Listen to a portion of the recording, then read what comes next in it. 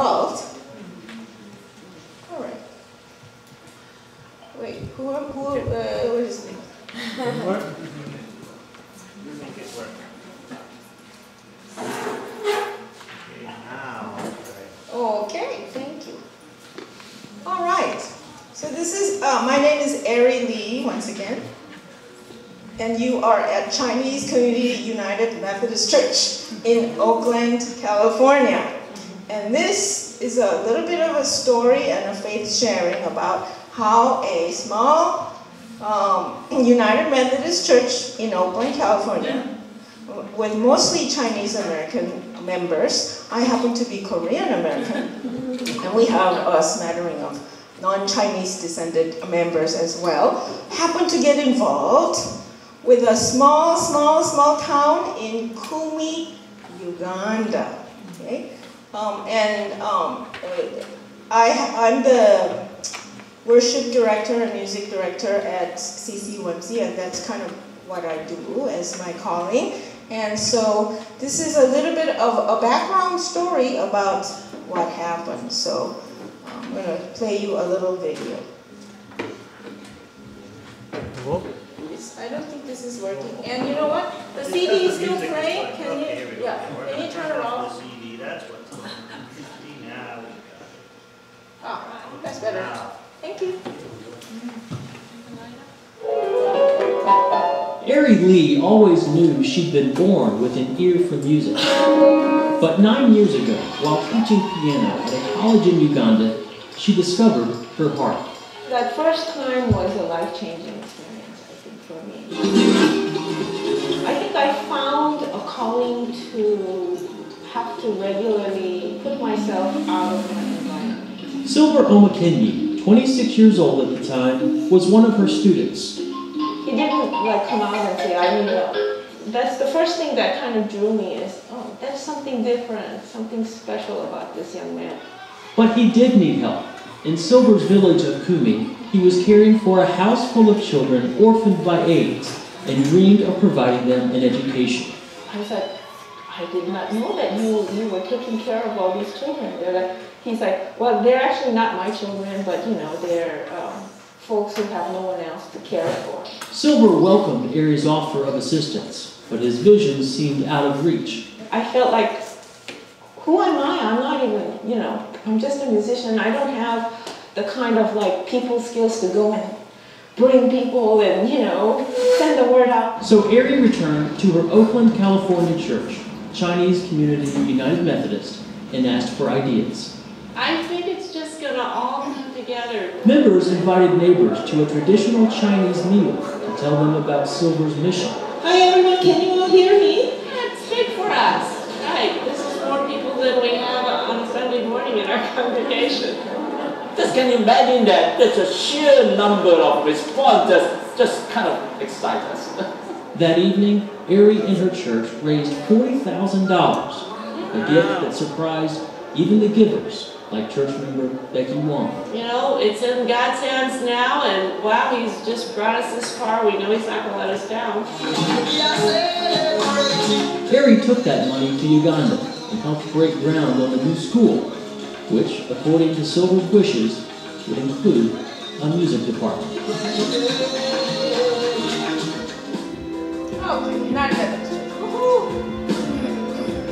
This video was brought to you by the people of the United Methodist Church through World Service donations.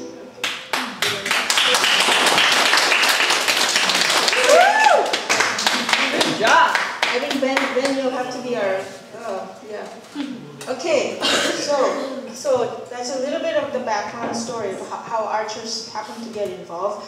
The first time I ever went over was in 1997 actually.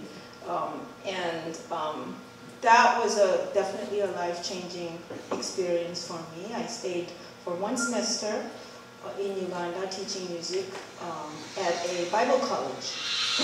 Bible college and it was really to train pastors there, but they didn't, they had lots of requests for people who wanted to lead worship in churches who didn't have any kind of formal training. I mean, So students I had were already very, very gifted musicians, and they'd been doing music in their churches. They just hadn't had any formal training. So, so I started teaching, and then, and of course I learned a lot more just from being with my students, and it also influenced the way I make music and the way I would lead worship as well. And so I started going back each year, and it's a 2-year program. They have a diploma program, and they come and have a curriculum of, they study worship, they have to major in one instrument and minor in another instrument. They take music theory, they take Bible classes, they take classes on how to lead choirs, they take classes on how to do worship team training, they take classes on how to do spiritual leadership for their teams that they're going to lead. So it's really building up not just musicians, but also leaders in the church. And so students go, and I get to see them each summer. I've been going back each summer. I have an academic job, so it allows me to go over for a month or month and a half or so to go teach. And we develop relationships, and I visit their home communities or church communities, and we develop connections that way. And I came to CCUMC in 2001, and my members have been always just really amazingly supportive. So I've been sent by them. It wasn't just my own initiative anymore. Every year they have a special blessing service for me, and they commission me to go forth in Christ's name, but also in the name of CCUMC as well. So this is something that I take with me, and I take very seriously, because it's not what I'm doing. I'm part of something a lot bigger than I am. And so the connections I make, I bring back also, and I tell them stories I hear and people I meet. And this is one of the things that happen. Okay, so enough about the background. Let's go into exactly what it is that our church does. Here is North America and Africa, just to give a big picture. Click to the next slide. East Africa is right here. Kenya, Uganda is right there. It's right on the equator. People ask me, is it really hot? Actually, it's not that hot because it's high elevation, and it's right by one of the largest lakes in the world, Lake Victoria. So it's cool. It's actually like in the 70s. On a hot day, 80s, but not bad. Very temperate. It's a landlocked country, and you know, people, when I say Uganda, they're like, oh, Idi Amin, right? Or, you know, they also, more recently, they think of like invisible children, child soldiers. And so yes, the country has had its share of travails and troubles. Can we go to the next slide? Okay, so this is a large map of Uganda. It's about the size of Oregon, by the way, land mass-wise. But it's at last toll, which was already several years back, the country had 27 million residents. Oh my gosh. And over 50%, over half of them are under the age of 15. And so we have a country with mostly children, basically. Life expectancy shorter. There's also a lot of civil unrest, AIDS, malaria. Those are types of things that take people's lives early. And so a lot of children and not enough grown-ups to take care of them. This is the Kampala, where the capital city is, and that's where we fly into. Kumi is right here. That little town in Kumi, and Kumi is one of the regions that are really underdeveloped. This whole northern, kind of eastern region is underdeveloped because they have a history of a civil war with the current government. The president comes from Western District, and there was an uprising. And so it depends, what you call rebel depends on which side you're on. So there was an uprising, and so they get very neglected. So in Kampala, you can get electricity, you have running water, and for those who can afford it and whatnot. Kumi, not so much. It's a lot less developed. You don't have enough food. There's the aids all that come in get channeled into other parts and not to Kumi. So this is one of the more impoverished areas in an already struggling nation to begin with. So here we are, Kumi. It's about, what is it, like maybe less than 200 miles from the capital city, but it takes you all day bus ride to get there because the roads are bad, in not such good condition. So let's go to the next slide. So, oh, sorry, this is not good. Okay, I can read it for you though. Youth and Child Visionary Ministries, YCVM, is a group of Ugandan Christians, made up of group of Ugandan Christians who are responding to an overwhelming need to those, right? Care for at-risk children in their community. So this is something that was formed by Ugandans, by our friends in Kumi, and they shared their vision and their need and their dream with me, and I shared their dreams and visions to our church community, and they were moved by these young people who themselves didn't have much resources, who decided to do something about what they saw, to partner with them. So let's turn to the next slide, because I think, yeah, see, these are young men and women. They're not like, hotshot, very powerful people in their communities at all. Silver Omakeni is my musician friend, the one who was a student at my school. And each of them come with life stories and faith sharings that are just mind-boggling to someone like me who grew up in a really relatively very sheltered environment. Okay, I mean, talk about lifting themselves up by the bootstraps. Each of them, the stories we heard were just like, jaw-dropping. I couldn't even comment after their stories. This is Grace Among, and that's Patrick Okore, and that's Emma Onyu. Silver is just a subsistence farmer. He farms his land to feed all of those orphan children who are not biologically related to him necessarily, but not only those children, he's kind of known in the community. If someone needs their roof fixed, he's there. Someone needs this, he's out there doing stuff for them. He's probably the least selfish person in town. And he really does have a heart too. And his favorite Bible verse that he likes to say is, true religion is religion that cares for the widows and the orphans, right? Then Grace is a high school English teacher in the local public, so she's an educator. She really has a heart for children. She was born out of wedlock, so she did not get much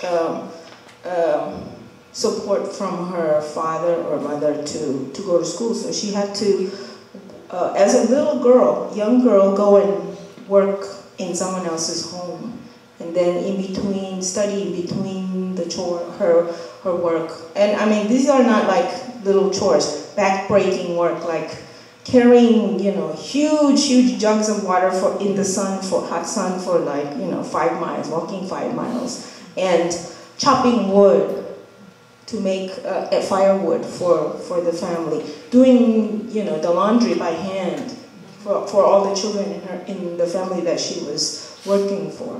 This is when she was at 11 and 10 and 12. All through, she worked herself, and there she is, high school teacher. Patrick is a student still, a university student, whose story also is amazing. And Emma works with his sister who has a school. And so Emma is the accountant in the school. Next slide. And if all things had worked out, and then you would not be hearing from me tonight, but you would be hearing from Silver Omakeni, YCBM's director and the vision bearer, and Grace Amang, YCBM's administrator, but also person in charge of orphan care. And they would be telling you from their own, and hopefully it's 10 hours ahead in Uganda, so by 8 o'clock, it should be 6 a.m. there. So, you know, if technology works out, maybe you'll get to hear them greet you. You're gonna wake up at 6 a.m.? Wow. Just to talk to us? For you ladies, yes. Wow. So, and we are still praying and hoping that one day we will be able to invite them and they'll tell their story, which is an amazing, amazing story of faith. Okay, next.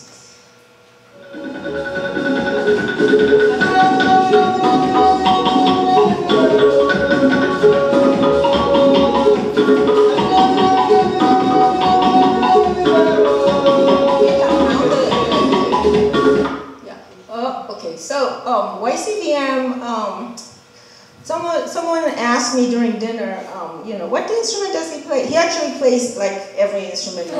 Seriously, he's an amazing musician. These are traditional Ugandan instruments. This is called an adungu. It's a bow harp. It's kind of like a guitar harp combined.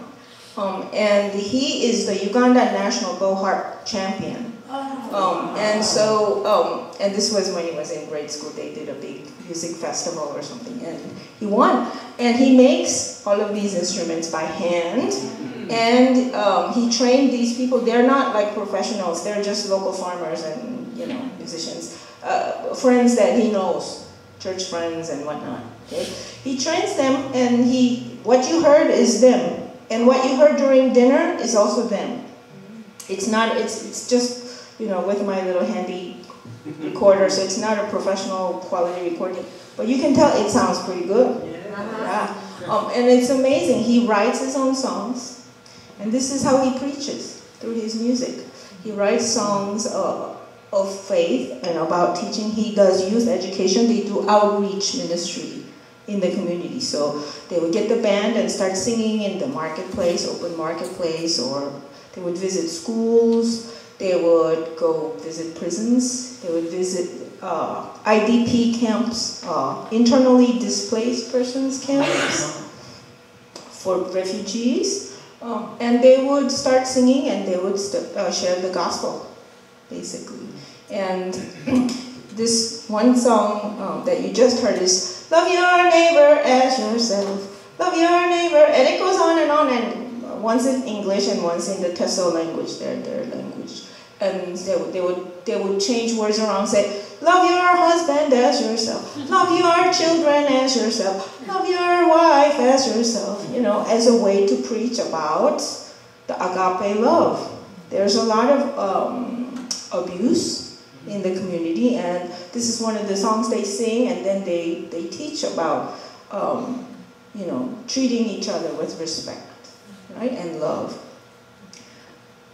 He wrote a song called "Child of Africa," which is the title CD. That there's a CD of their collection of songs in the back. If you would like to hear more about it, and each of them come with amazing faith testimonies.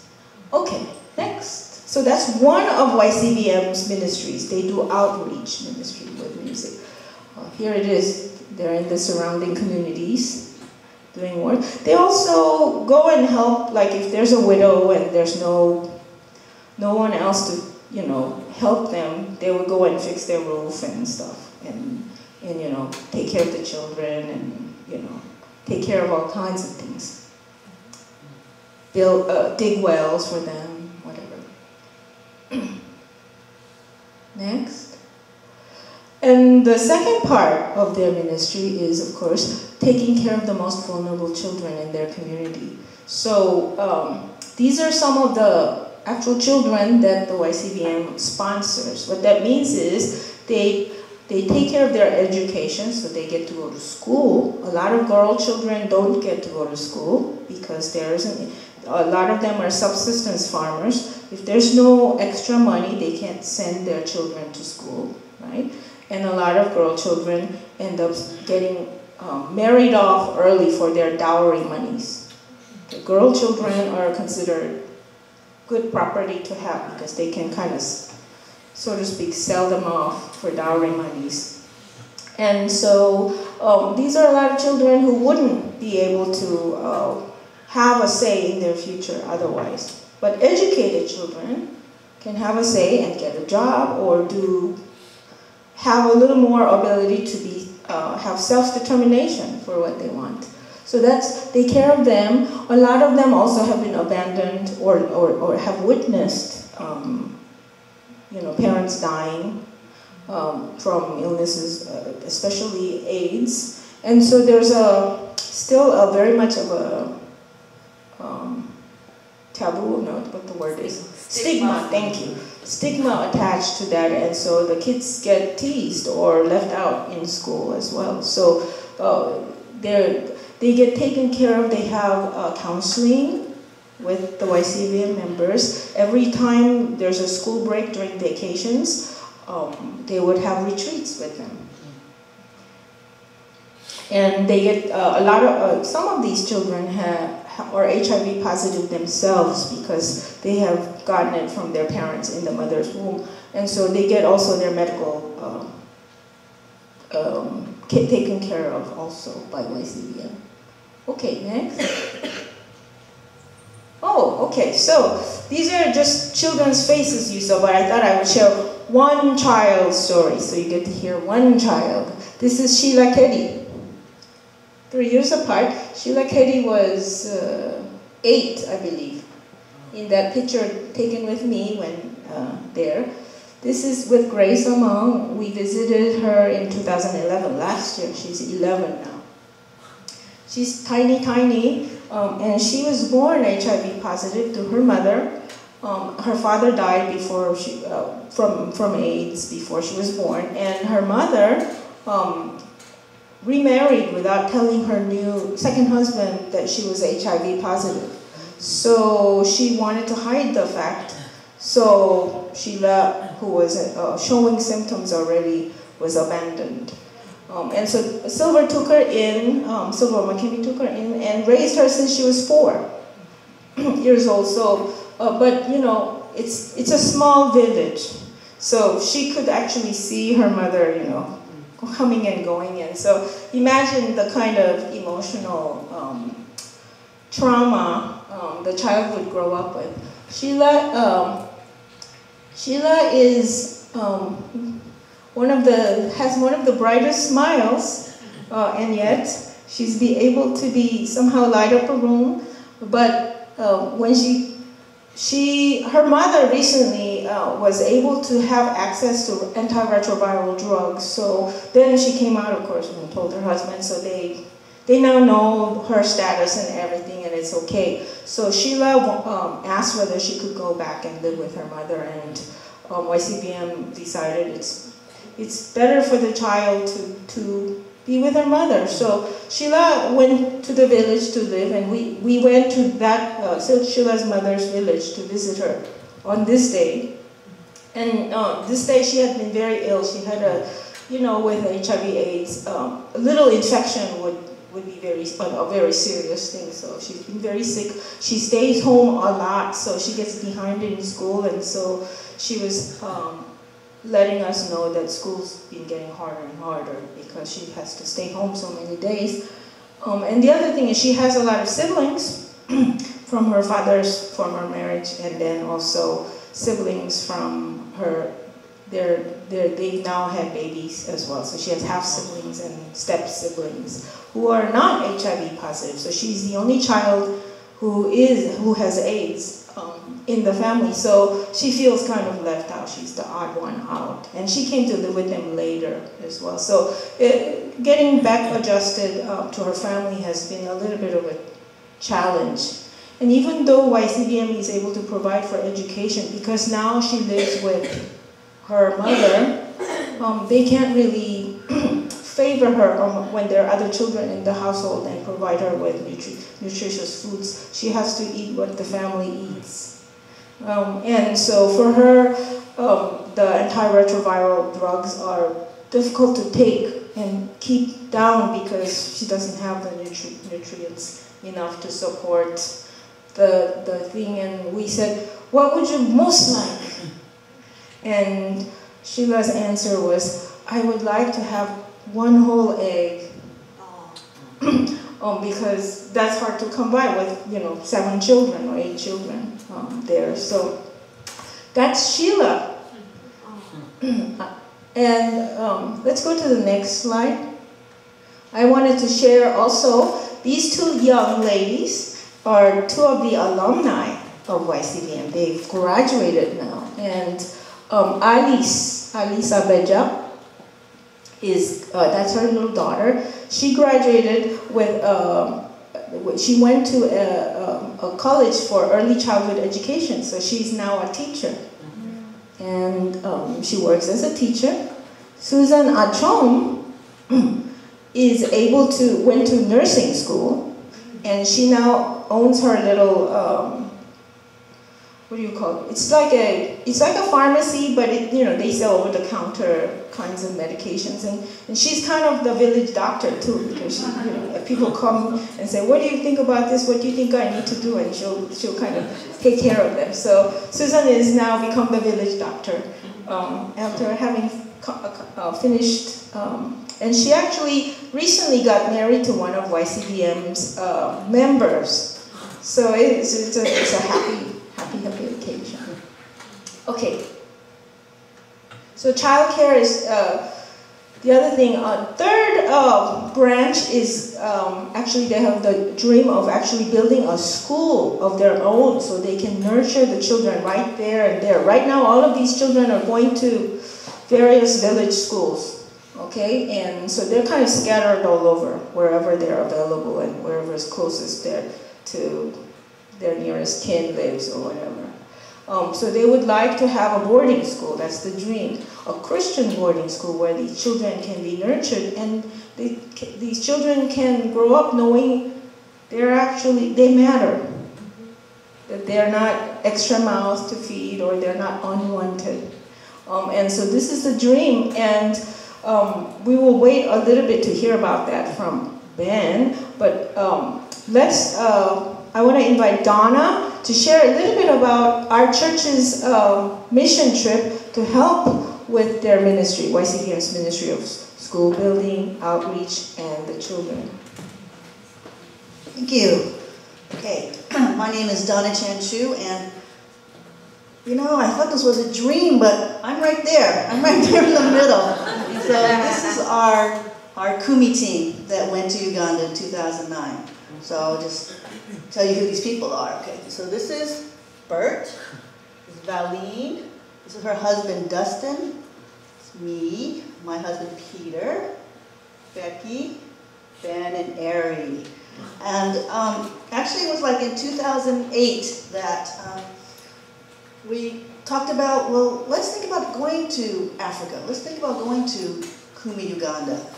And I said, yeah, because Ari's been with us, and every time she comes back from Africa, she tells us about, what she does there and the people she meets. And I'm thinking like, wow, I don't want to just see pictures. I want to meet these people. I want to see Africa, So we said, oh, so us 8 said, yes, we're going to go. We're going to go. It was a long plane ride, almost 20 hours. And we were all open to what we were going to see. Like, couldn't imagine, no one can really tell you until you're there. Okay? And here we are, we're all wearing outfits that were given to us by the host team there. It was part of a celebration dinner that they provided for us. Dustin and Valine, Peter and myself, we got to celebrate our anniversaries over there, so they had a party for us. But we all got to wear outfits, and it was like a traditional wedding ceremony. And so we had great food, and there was singing and cake. It was just wonderful. Let's go to the next slide. Okay, so part of going to Africa was actually to go to the site where the school is being built and to work there. We don't know anything about building a school, but we just pitched right in. You see, what are we doing? We're bending wire to make kind of a square cage that's going to fit around the rebar. And so, very high-tech tools. This is a pipe where the wire goes through. You can bend it. But at least they had this kind of frame that we could use and work with. And we came with gloves. The Africans have no gloves. They hardly had any tools, but they seem to manage really well. Okay, next slide. There it is. There's the tool. You put and then those nails, and you put the wire through. I wish my husband was here because he was like really on. He loved doing that kind of stuff. Okay, so if you can tell, this is the wire that they had to make into a square, and then the rusty things. That's the rebar. That's the rebar, and this is to put up a frame when they would pour the concrete. This is going around the school building. Another thing we got to do, which was really great, we got to do VBS with the children. Okay.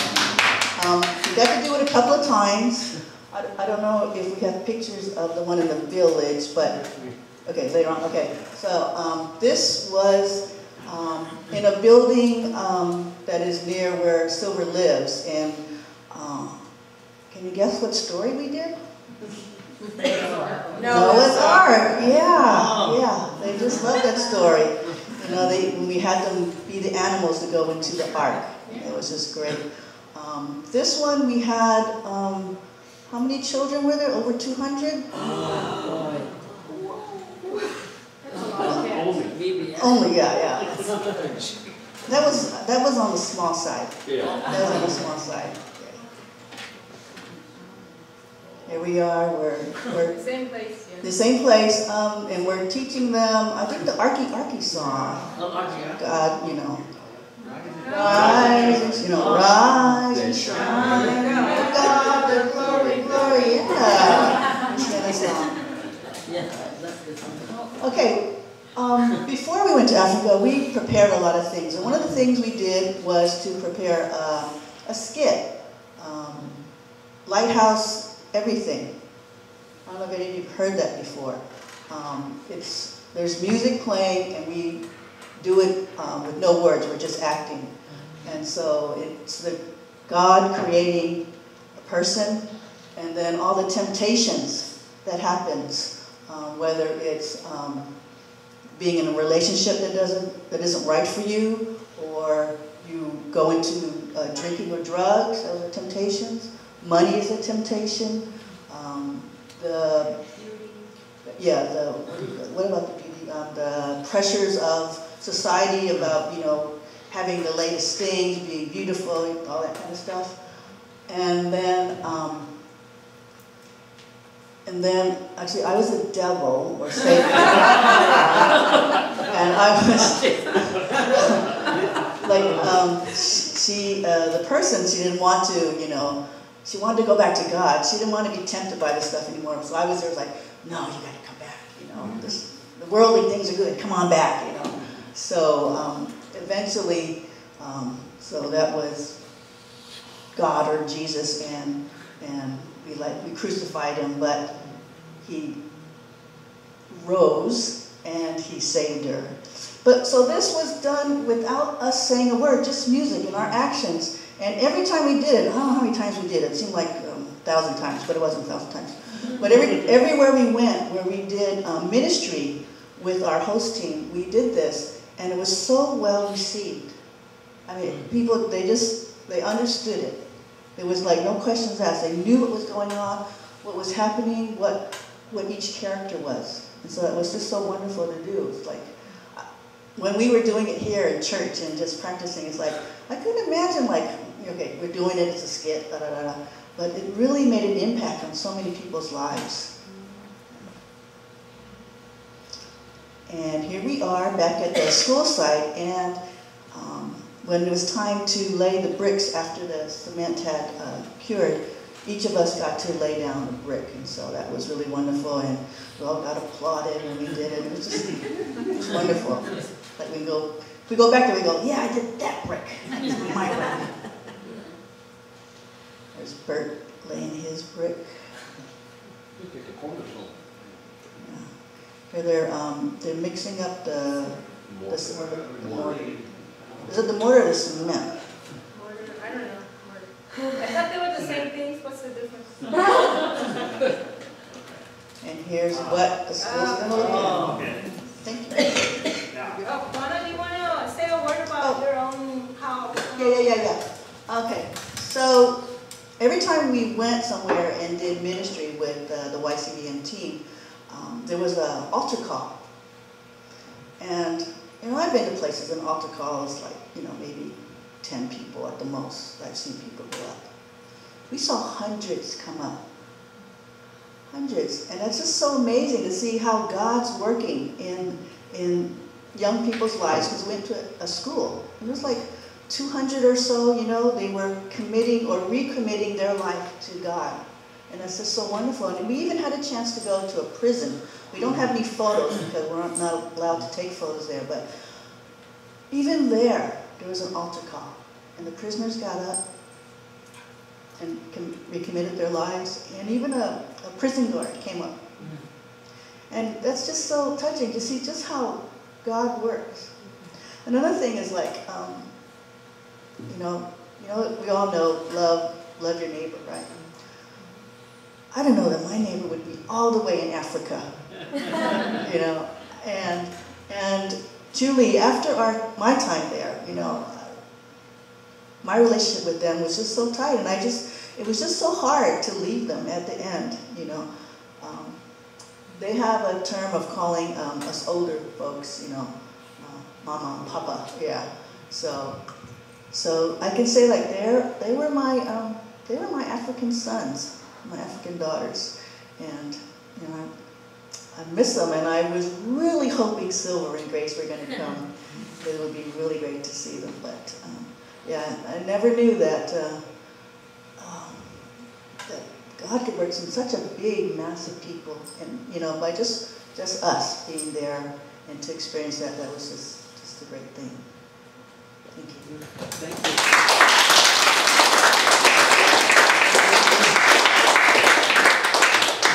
All right, thanks, Donna. Okay, my name is Ben, and I was on the mission trip, as I was in the picture over there, Ari's husband. So I'm going to talk about the school. This is the part that if anyone has heard about Uganda and building, this is the first thing they mention is where you're building the school. So I just wanted to describe a little bit what that's all about.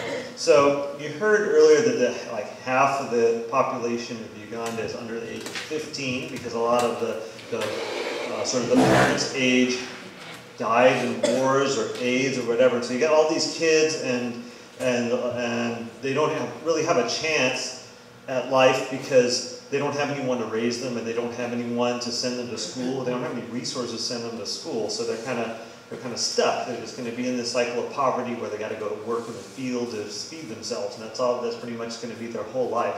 So as you saw earlier, YCBM tries to take care of some of these kids by sending them to existing schools in the community, and there's some funds from the U.S. come in to them so that they can go to school. But YCBM's vision is even bigger than that, is to have their own school, and run their own school for people in the community, and that it would be self-sufficient, hopefully someday, and that some of the kids who don't have the means to pay for the education might get sponsored in some way.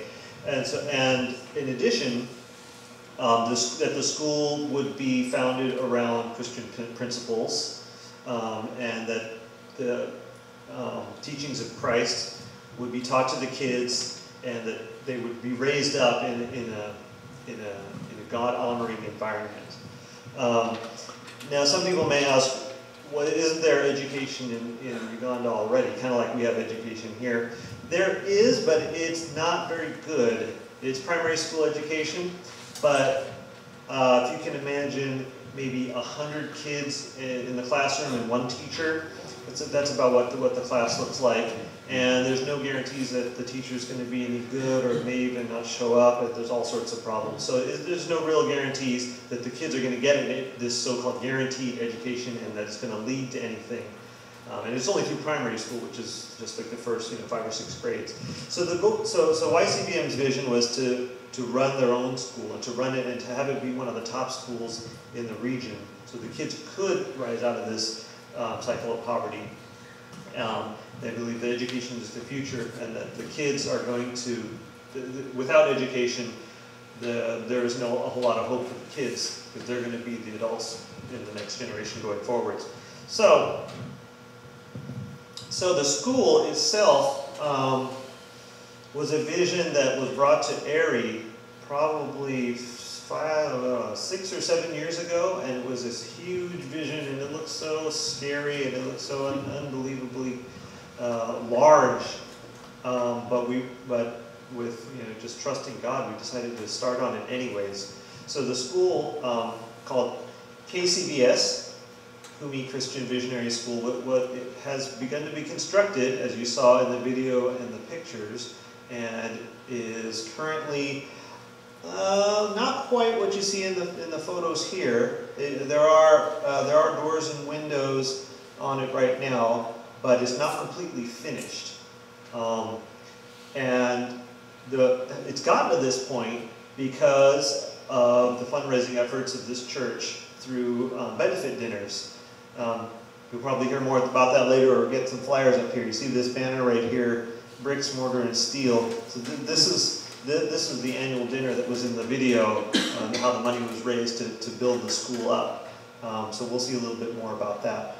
But anyways, YCBM believes this is a critical program for YCBM, and that they really want to see the school start. They really want to try to get it started next year in part, even if not the entire facility isn't finished.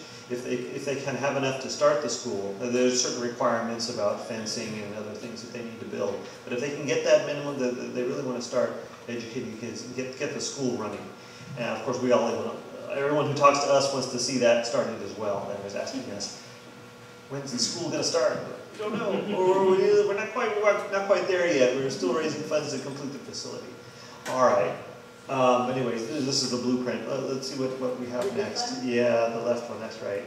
Okay. Oh, there's the picture of the dinner. So this was, we had probably 225 people in this room. This is just a couple blocks from here, over in Chinatown.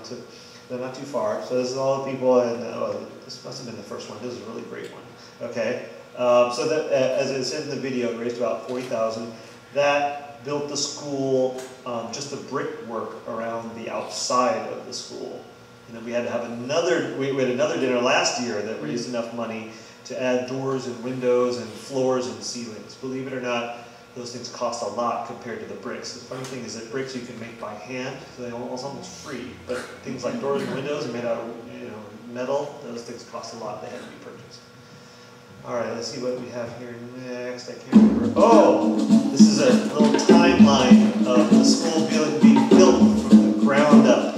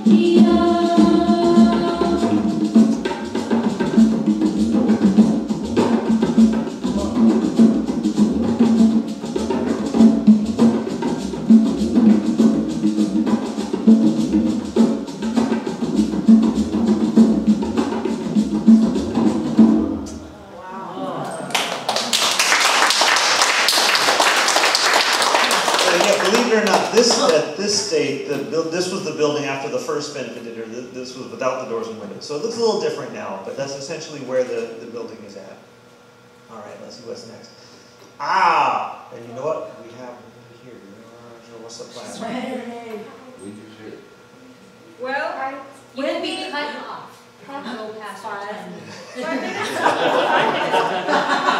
she's our so let me set this up. She's our youth preacher. She's our youth preacher, pastor, evangelist. So when she gets going, she can really get going.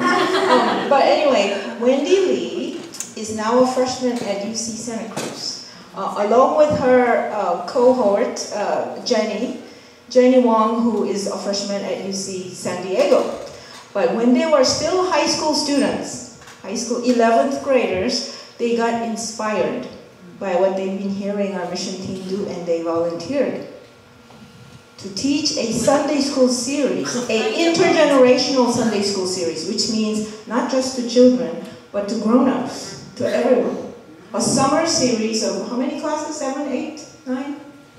8 classes about Uganda and missions in Uganda.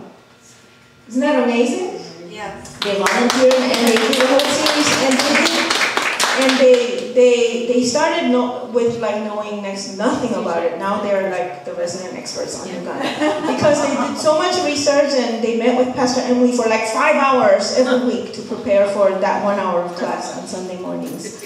And they would call me in Uganda and be like, "Ari, I have a question," or they would like email me while I was in Uganda at the time. So I want Wendy to share 5 minutes, sister. 5 minutes, okay? I'm going to give you a warning bell, or I'm going to hook you out, okay? But she's going to share a little bit of her faith experience of what that was like. Okay. Sharing is a surprise to me. I didn't. Just go. Okay. So, I grew up at this church. I came here ever since the 1st grade, and I think Ari came here when I was around 2nd grade or 3rd grade, and as long as I can remember, Africa was always Ari's thing.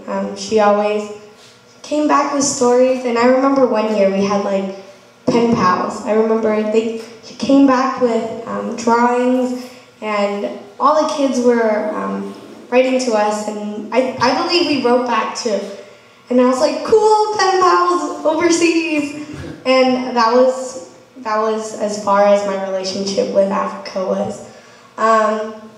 In middle school, I actually left the church because I was too cool for church.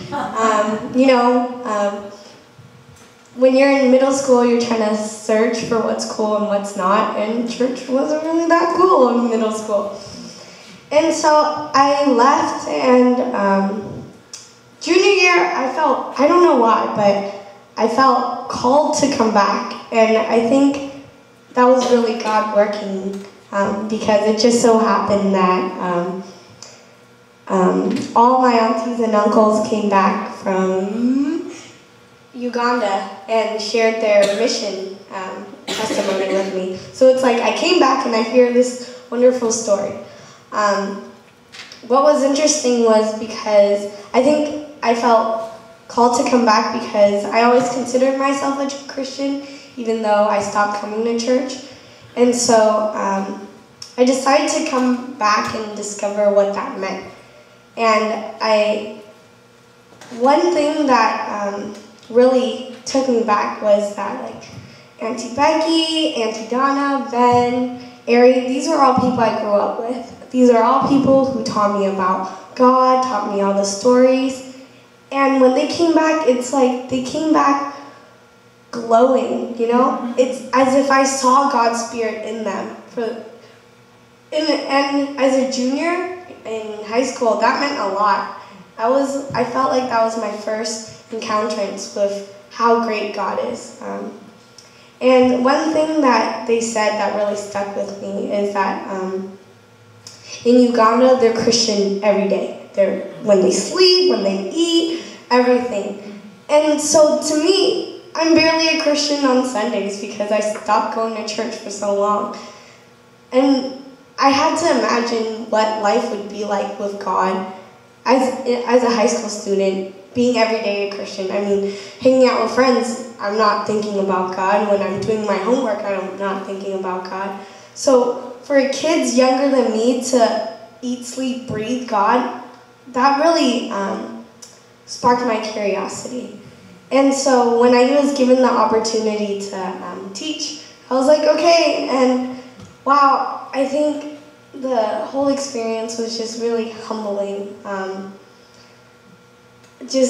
thought, you know, like it's always, I feel like Africa in general before was just a cliche, like, oh, let's go help impoverished people. Obviously, being Africa, you know, you see commercials, and you see people, like, African children crying, and it's like, I don't want to see this, and then you change the channel. But then I feel like with our church working in Uganda, it really put that in perspective for me, and it made me realize that these are people too, and these are our brothers and sisters, even though they're overseas. I find it really interesting how, because this is my story told in third-person perspective, the missionaries being second and Silver, everybody in YCBM being first. And I feel like it's so crazy how people I've never even met before, you know, can change my life. And I remember just a couple weeks back preparing this exact testimony-ish thing, because over the past couple of weeks we've been going to other churches to share.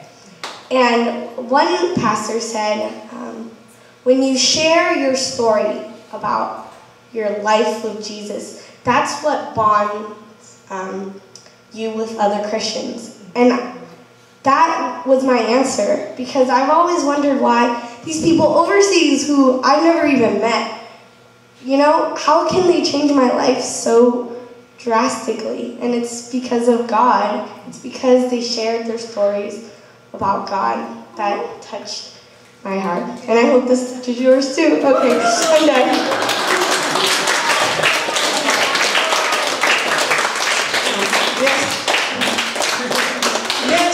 Very proud of Wendy and Jenny and our youth. Can we go to the next slide? So, stop. And I'm the Okay, sorry. I didn't know that was right next. Okay, so that concludes kind of the presentation. I want to, Ben, did you want to give a little mini testimony, personal? Because you did a reporting, but you didn't do that. I didn't really have anything offhand, but is there something? He has lots of things to say, but you got to give him a little time.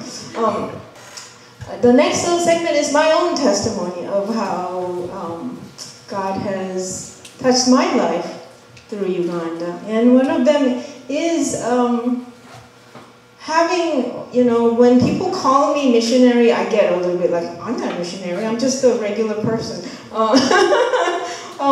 Because it sounds like such a heavy responsibility.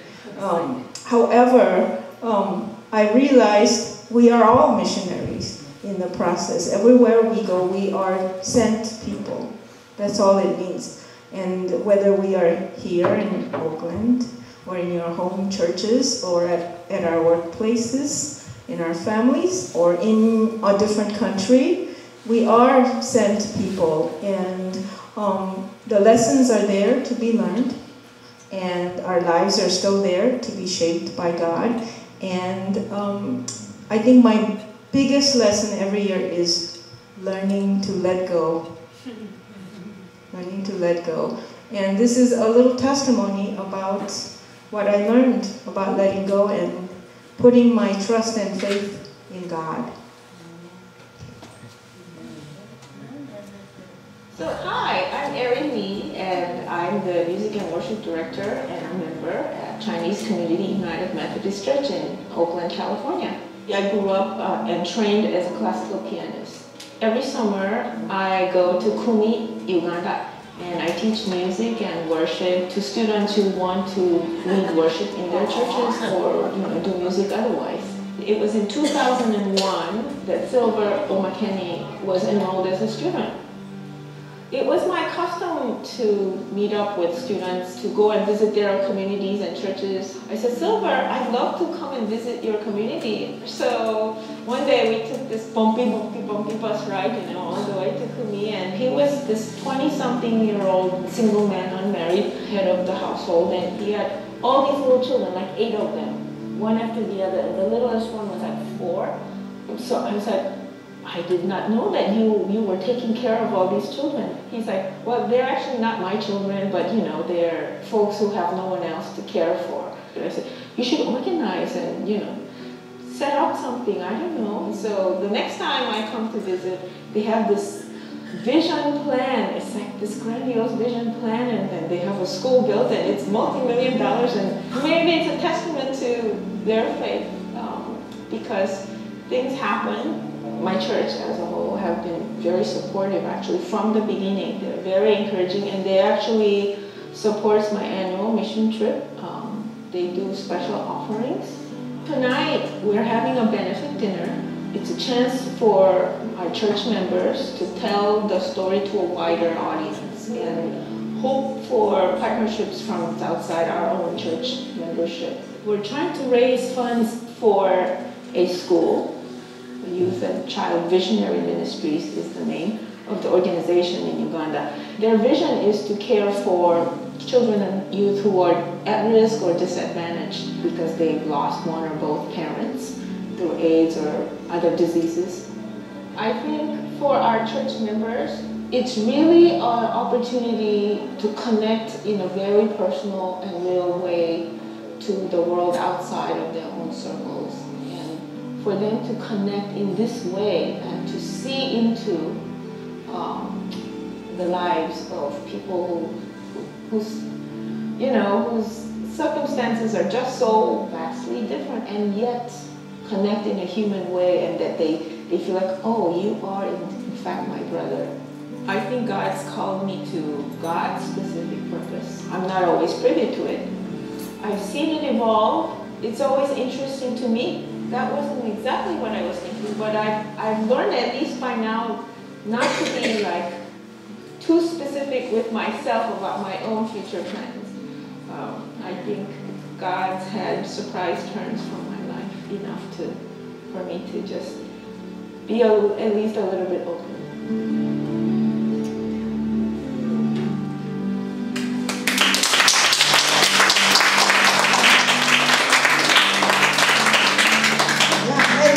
Look where openness has got us to, right? And this is something when they first told me of their visions and dreams, I said, oh, that's not possible. That's just pipe dreams. My church is small. We have 50 people on a Sunday morning, and I'm just a musician. I'm not a rich person. This is not going to happen. I was so direct and so not open to God's dreams.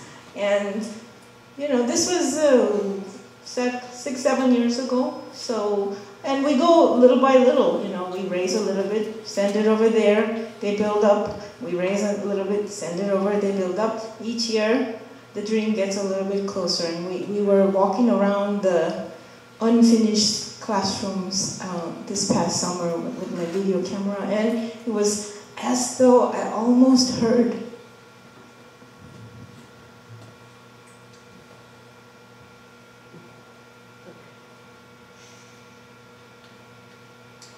children's voices, laughter and singing. Yes.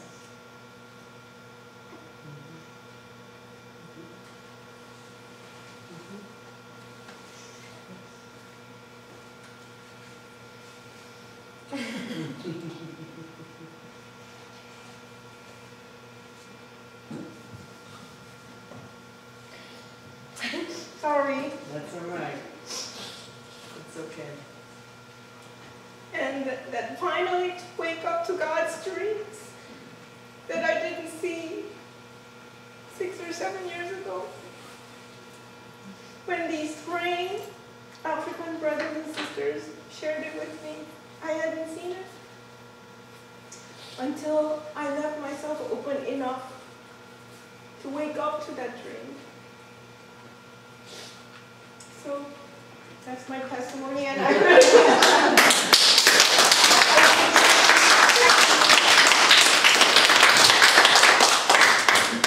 I really don't think much more needs to be said. But you know, I know I'm sitting in a room full of missionaries. As Ari said, you're all missionaries. And I think if there's one thread that you've heard throughout the evening, it's that our lives have been changed. I mean, I could not imagine 10 years ago when Ari came to us that today we would be building a school in Africa. We hardly knew how to find Uganda on the map. We had no interest whatsoever in a country in Africa. But as Wendy said, through hearing the stories, it just grew into us. And then how many of you have been on a field trip or a mission trip? See, I know there's a lot. Yes, we did. And today, you spent the day in mission. Some of you were in San Francisco. You know, your lives are not the same. And our church is not the same. Oh my gosh, I can't tell you how, you know, we were just sort of in this little Chinatown community, and we were happy. And we thought we were doing exactly what God wanted us to do, but God had other plans for us. And isn't that what makes being a Christian amazing? It's that God calls you in a way that you maybe totally did not expect. And God says, you don't think you can do it? I think you can do it. Oh my God, I never thought I would go to Africa. So anyway, here we are, and we are almost to the halfway mark, if you see our thermometer over there. So we've raised $100,000, and we think to really get the school up and running, it may be up somewhere around 250. But as Ben said, we can open part of it if we can get it to the stage where we can get the fencing in and some bathrooms, some latrines. I mean, they don't have bathrooms, right? So we're still, you know, inching along. And how did it happen?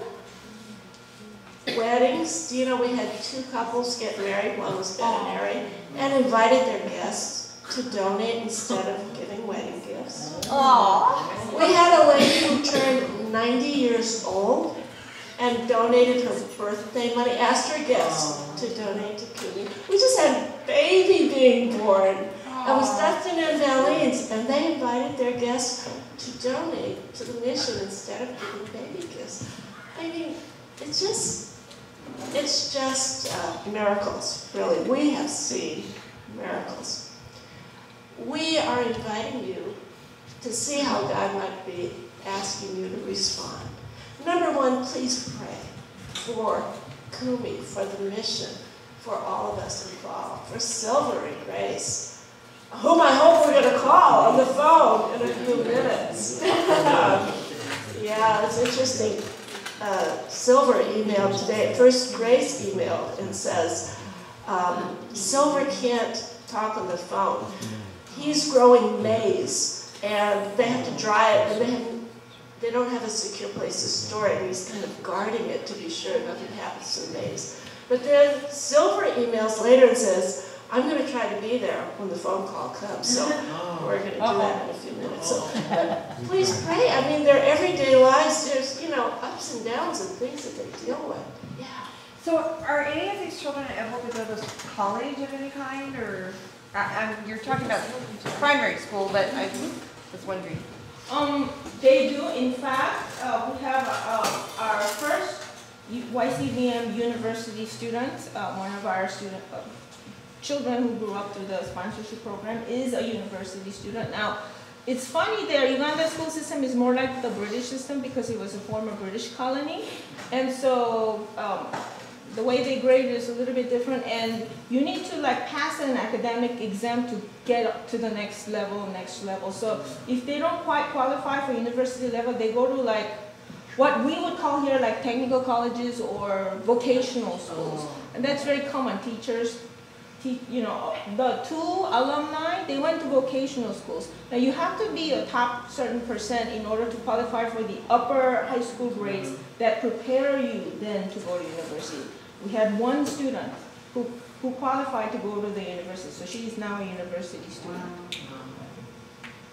Okay, so I invite you to please pray for the whole ministry. Number 2, host a presentation. We would be happy to bring this to your church. In fact, we feel that God is really calling us to share this with more churches. As Ari said, we're small. It's hard to do it alone. So if you think your pastor, your UMW unit, we're willing to travel. We go to Modesto. Is Modesto the farthest one? Clear Lake? Clear Lake's fun. Oh, yeah. We even had a pastor from Nevada ask if Silver and Grace could come to Nevada. So, yeah, we're answering wherever God sends us. Number 3, come to our benefit dinner. So we're going to send you back with a flyer. This year it's going to be same place, but in, if you want, you take the food. The food is good too. It's going to be in November. So Friday, November 2nd. Bring a table of 10 people. It's only $40 a ticket if you get a table of 10. It's $400. It's about 3 blocks from here. We have a wonderful, you thought this meal was good? It's a 9-course dinner. Yeah, we have music, we have sharing. You'll hear more stories. And of course, should I take these? Oh, you need them? We can give you more. We have lots of them. Okay. And we'll give you some other literature to take back to your churches. It outlines what are some of the capital projects, the fencing, the playground, the latrines, and dormitories. If you would all feel called to have your church or your group work on even a small part of this, or to covenant with us for even a year, to say we'll be in partnership with you and do what we can. We can come to most benefit dinner in your community. Okay, so there's an opportunity for you if you would like to make a donation as well. We have envelopes tonight. If you do have your checkbook and you want to write a check, please make it payable to CCUMC because we have to run it through our church pass-through in order to wire it. YCVM in the memo. Oh. Yeah, in the memo, YCVM. So Becky, somebody asked a really good question, and I think we should talk with everybody about. Somebody asked, well, how do we get the money there, right? Because, and I think this was a really perceptive comment that a lot of people go on a lot of mission trips and get their hearts touched, and then you come back and you kind of think, well, how do you know the money gets there? What does it do? And I want to let folks know that YCVM is a registered community-based organization in Uganda. So it's actually a form incorporated organization there with a board and everything else. And secondly, we wire directly from our account here to their bank account. So it doesn't go, we don't send a check and it floats here, there, and everywhere, but it really goes directly into a registered. And we have every year a memo of understanding of how we are requesting the funds to be used in the different areas of their ministry. I was just curious, so the government doesn't give you guys any plaque or expect to have a percent of it or anything like that? I don't believe so. No, because it's not a gift to the government. They are a non-profit organization. Well, I didn't mean a gift to them, but sometimes the governments in these kind of places, they block. Yeah, we don't. What's going on? Yeah. In this case, we haven't seen any of that happen. Haven't had any trouble. That's good. Yeah. So, do you have to be licensed? Does the school have to be licensed by the government? Yes, they do. They do. And we're so lucky to have as one of our board members, Kathy Touquet, who is actually currently serving on the Uganda Board of Education. And so we have educators who are board members, who know all the rules and laws required to open a school. In fact, one of the YCDM leaders, board members, runs a school.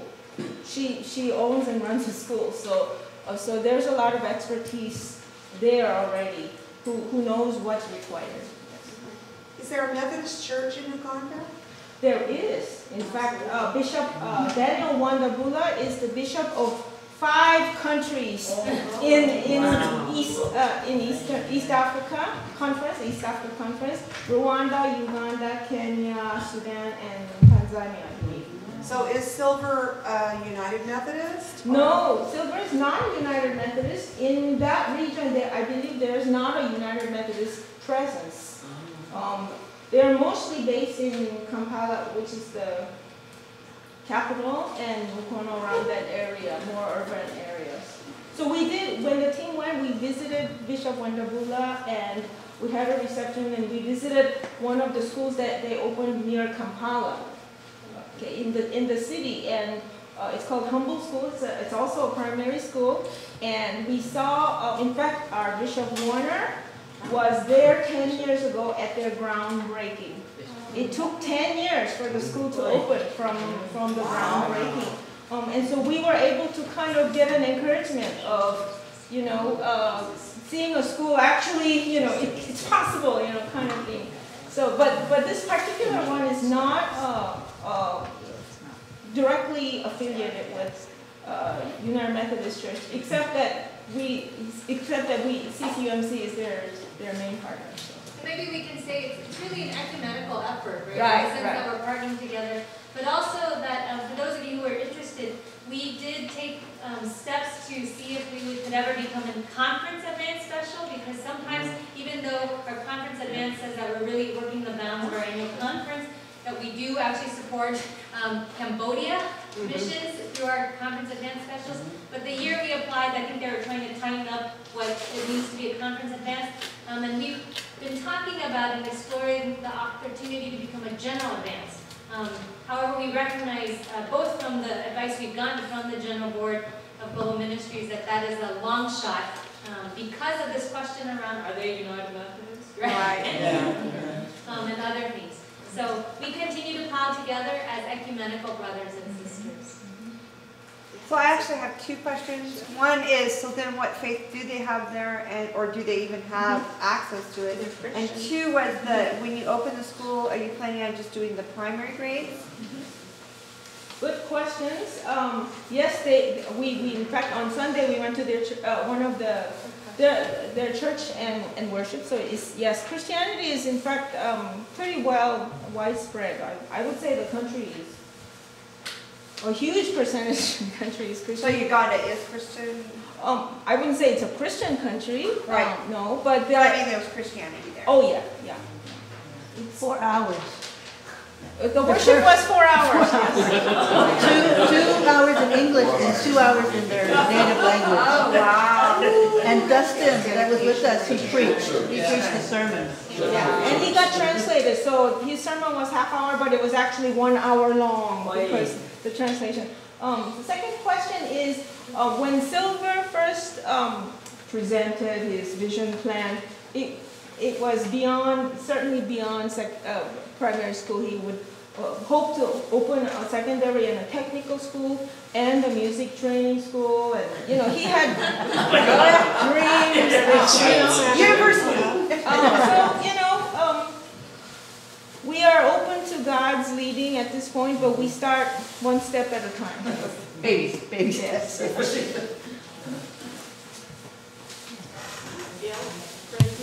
The missionaries from Africa University visiting in our conference.